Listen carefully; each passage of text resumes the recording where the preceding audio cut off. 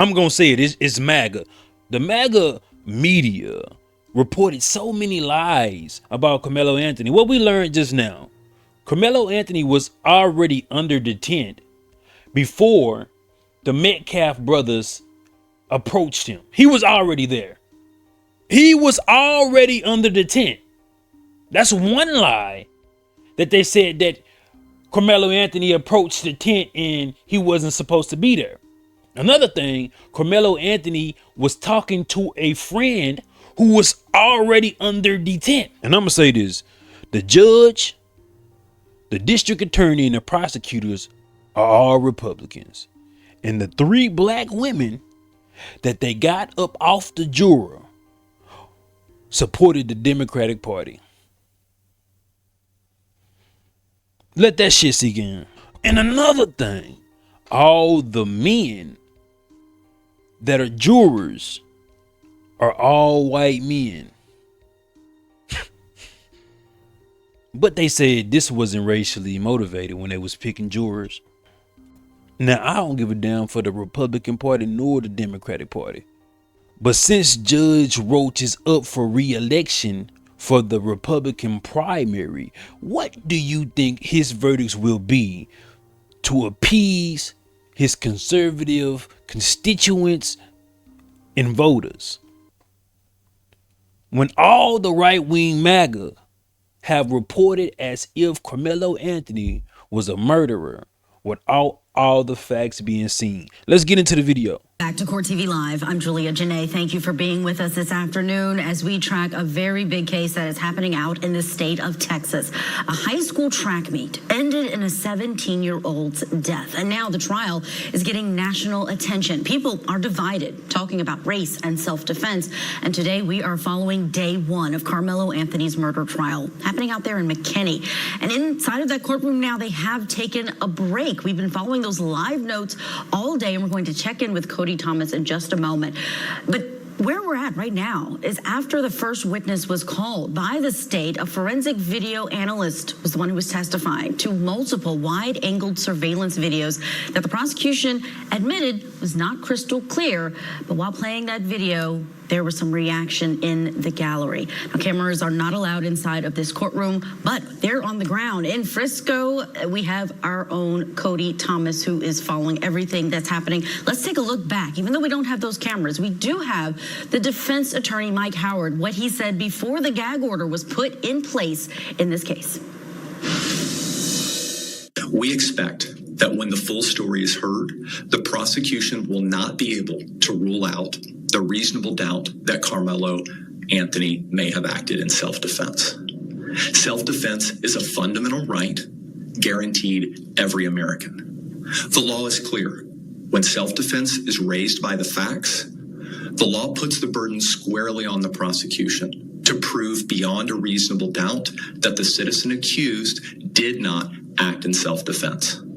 The law does not expect or require the citizen accused to prove that they acted in self-defense. It's actually the opposite. The law requires the prosecution to rule out the reasonable doubt that the citizen accused may have acted in self-defense. And let's go right now to someone who was inside of that courtroom listening to these opening statements. No cameras, but we have our eyes and ears inside of the courtroom. Cody Thomas joins us now live outside of the courthouse in McKinney, Texas. Cody, good to see you. Tell me about those opening statements. First of all, what was it like being inside of the courthouse for those? Well, yeah, Julia, as we know this judge is really laying down the law inside that courtroom, being very strict on how people go to and from the courtroom and about, us as media using electronics. He even admonished members of the gallery for whispering to each other, saying if he caught somebody whispering again, I didn't see anybody whispering, but, he just said if he saw that again, they'd keep them out. He'd kick them out permanently. But, Julia, to touch on those opening statements, of course, the prosecution is continuing the narrative that we've heard from the beginning since April of 2025 that Karmelo Anthony was under that tent for no good reason. He was just there, and then Austin Metcalf and his friends came up to approach him to say, get out from under the tent, to which Karmelo Anthony, the prosecution says, got aggressive, reached in that bag, pulled out a knife, and stabbed Austin Metcalf. But the defense in their opening statements painted a different picture. They began by humanizing Karmelo Anthony, talking about how he had 2 jobs in high school, how he was, you know, a brother, a son, an oldest brother, how he is a 3.7 GPA A student in school, just really painting him out to be a good human being before diving into their version of the facts of the case. Now, of course, we've heard that statement from eyewitnesses, or a witness on the stand, or not on the stand, in the area, saying that Karmelo reached into the bag saying, "Touch me if you want to," or "See what happens if you touch me." And that's what led, when Austin pushed him, he stabbed him in the chest. But the defense attorney says it was more of a, "As long as you don't touch me, we'll be cool," implying that, you know, everything's fine. I understand there's a verbal altercation going on here, but just don't put your hands on me. So that was the narrative the defense painted there. They also said that Karmelo was under the tent because he was seeing somebody he was familiar with, a friend of his still girlfriend now, somebody he'd been acquainted with, somebody he recognized. And then they walked through some of that video, Julia, showing that Karmelo Anthony was under the tent for about 2 minutes before Metcalf, his twin brother, and their friends got to the tent, and the whole ordeal went down in about 4.5 minutes of both of them, both parties being under that tent, Julia. But again, emotional out here. I'm looking around. So Karmelo Anthony was in the tent visiting a friend. If you ain't never ran track, this is what we do. Track and field is like a community-based sport, because most of the things that we doing are individual, but we do have team sports as well, or team events as well. So track and field, we all, as kids, we all talk to all different parts of school. We got friends everywhere. So Karmelo Anthony was already inside the tent for about 2 minutes before you see Austin Metcalf, Hunter Metcalf approach him, or before they say he was approached by these group of boys. That's very important, because they made it seem like the group of boys were there first and Karmelo Anthony came inside the tent. It's looking more like Austin Metcalf and his brother Hunter was the aggressors all along. Here, there's a lot more demonstrators than there were yesterday during jury selection. So, you know, each side is here. It's a polarizing case, of course, that has caught many headlines across this country. But those opening statements were definitely powerful on either side. Notes, Cody. We're so fortunate that you've been able to share with us what is happening inside of that courtroom. Tell us more about the surveillance video, because your notes on this were very interesting. What were you able to see? And then I also understand there was a reaction from the victim's family when that was being played. Yeah, Julia. So that's in the opening statement. They were referencing surveillance video, and you know, of course, everyone wanted to see video. We haven't seen anything. There's been a gag order on this case since the very beginning last year. So they start playing this video. There are 5 different angles of the video getting walked through from testimony by the forensic video analyst, and they were very wide angle videos, Julia. And the witness had to talk about how he had to use this software to zoom in and try to make the video as clear as possible. And even then, Julia, I won't lie, it still looked very fuzzy and hazy. It definitely sets the scene. You can see what's going on, but even the prosecution distinctly said that you won't be able to uniquely identify anyone, but they referred to Karmelo on the video as the person of interest, and they referred to Austin Metcalf as the victim. Of course, as the forensic analyst has digested this video and dissected it and pointed out everything that we need to know, going through shoes and the type of clothing they were wearing. So we identified who each person was in the video, even though they kind of just looked like humanoid blobs. But you do y'all remember when all the lying ass media outlets and podcasters was like, when you see the video, it is very clear. It's very clear what he did. I seen the video. Now you getting a reporter that I would say is unbiased and just giving you what is happening there, wanting to be the most accurate, saying I seen it. We couldn't make out what was happening. This is professional take. He was caught on a hot mic saying this. Showed the video, you couldn't really make shit out. Really? Like, it looked like that, you know, 7-Eleven gas station, nothing video, you know what I mean? Yeah.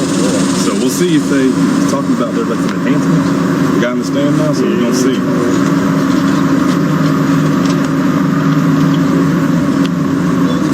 Yeah, I was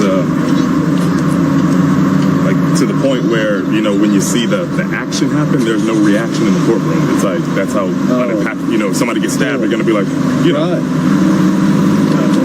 But it Yeah. Like, you can make it out. Like, it sets the scene. It's just not as, Yeah, because good the guy came out here and said that a guy witnessed. I'm ready for my close-up. Really obvious what happened. Yeah, no. Like, you can see the people. No, that's his personal take. That's his personal take on what he's seen within the courtroom. Barely any scene. Nobody responded because it was hard to see. Maybe because Austin Metcalf was up and close on Karmelo Anthony, where he had to make a move to get this man up off of him. Maybe that's why nobody made a outburst or had a real response. See, one thing that stood out to me, Julia, is that, I'm very familiar with track meets. I was under the impression that, when you go to a championship track meet, you have multiple tents on the same side of the bleachers. But in this video, because it's early in the morning, just before 10 a.m. when all this happened, the high school where all this went down, Memorial High School, it was just an isolated tent in the bleachers by itself. There were no surrounding, schools or anything in the general area. You saw some schools walking in, but I guess, the meet was just starting. But anyway, they identified Karmelo walking up the bleachers, kind of walking towards the tent. He kind of goes towards someone, and you see him standing there for a couple of minutes. Then you see Austin Metcalf, his twin brother, and his friends walking up and getting under the tent. And then once everything's happening under the tent, it just kind of looks like a blob of people. You can't really make out anything that's really going on for 5 to 6 minutes. And then you see a quick to and from. And they were implying that was like the push, the initial contact. You can't really see anything happening. Before then, you see people walking by. They're not really, turning heads. An initial contact came from Austin Metcalf. And it's in the report that nobody wanted to report on. All these biased platforms were trying to just paint Karmelo Anthony as a murderer, and they never mentioned the fact that Officer Mike Crawford interviewed Hunter, and in the report it said this. So why did no one report on Austin Metcalf assaulting Karmelo Anthony initially?